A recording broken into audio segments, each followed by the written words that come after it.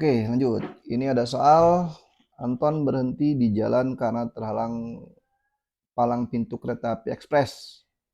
Selama kereta melewati penyeberangan itu dengan kecepatan 108 km per jam sambil membunyikan sirine yang frekuensinya 1800 Hz. Jika cepat rambat gelombang bunyi adalah 330, maka perbedaan frekuensi sirine kereta yang didengar Anton ketika mendekati dan ketika menjauhi. Oke, berarti si Anton ini kan saya bilangnya VP ya, pengamat ya.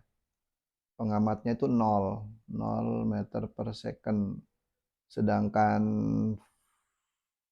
kecepatan sumber suara itu 108 kilometer per jam. Nah, ini kalau kita rubah menjadi meter per second, berapa? Berarti ini kan 108.000 meter, sedangkan 1 jam itu 3.600 second kan gitu ya. Berarti kecepatan sumber suara adalah ini hilang ya. 36 itu berarti kalau dikali 3, di depannya 3, 30 berarti ya. 30 meter per second. Kemudian frekuensinya, aduh sorry, ini frekuensinya itu 1800 Hz. Nah, ini masuknya ke chapter gelombang bunyi ya. Di situ ada satu bahasan mengenai efek Doppler. Ya, ini efek Doppler ya. Efek Doppler. Nah, efek Doppler itu adalah perubahan frekuensi yang didengar oleh pendengar karena adanya perbedaan kecepatan. Jadi, cara menghitungnya tuh ini F sama dengan, perlu diingat adalah bahwa yang atas ini ada penyebut sama pembilang ya. Pembilang dan penyebut ya. Pembilangnya itu yang pendengar. Jadi ini eh, kecepatan suara plus minus kecepatan. Oke, sorry ini saya buat V aja ya. V itu adalah kecepatan suara ya. Kecepatan suara plus minus kecepatan pendengar.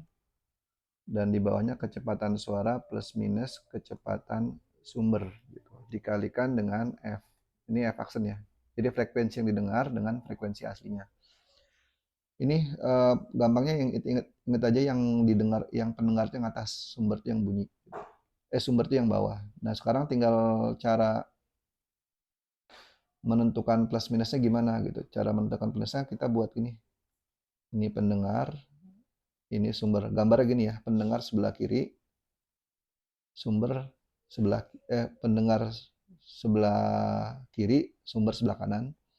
Nah, kalau dia bergeraknya ke sini itu positif gitu. Itu cara biar mudah untuk memasukkan persamaan ini. Contohnya gini, jadi misalnya kita mendekati ya, ini yang mendekati. Maksudnya apa ini? Ini kan ditanyanya dua ya, antara perbedaan antara pada saat kereta mendekati dengan kereta saat menjauhi. Berarti ini F aksennya sama dengan V suaranya berapa? 330, sedangkan V pendengarnya kan 0. Ya, kita nggak perlu khawatir kalau 0 ya. Tapi yang jelas ini tambah 0 berarti ya. Gitu ya. Intinya mau plus minus sama ya karena 0. Tapi kalau dia punya kecepatan perlu dicari nih plus minusnya berapa nih. Jadi kalau misalnya dia punya kecepatan ya misalnya pendengarnya bergerak ke mana? Kalau bergerak ke kanan berarti dia positif, kalau bergerak kiri berarti negatif. Sama dengan yang bawah ini 330 ditambah plus minus V sumber. Nah, V sumbernya kan mendekati ke sini kan gitu ya. Nah, ini kan gini, mendekati ini. Berarti ini minus minus berapa tadi? 30. 30 dikali dengan frekuensi aslinya 1800. Jadi sama dengan 330 dibagi 300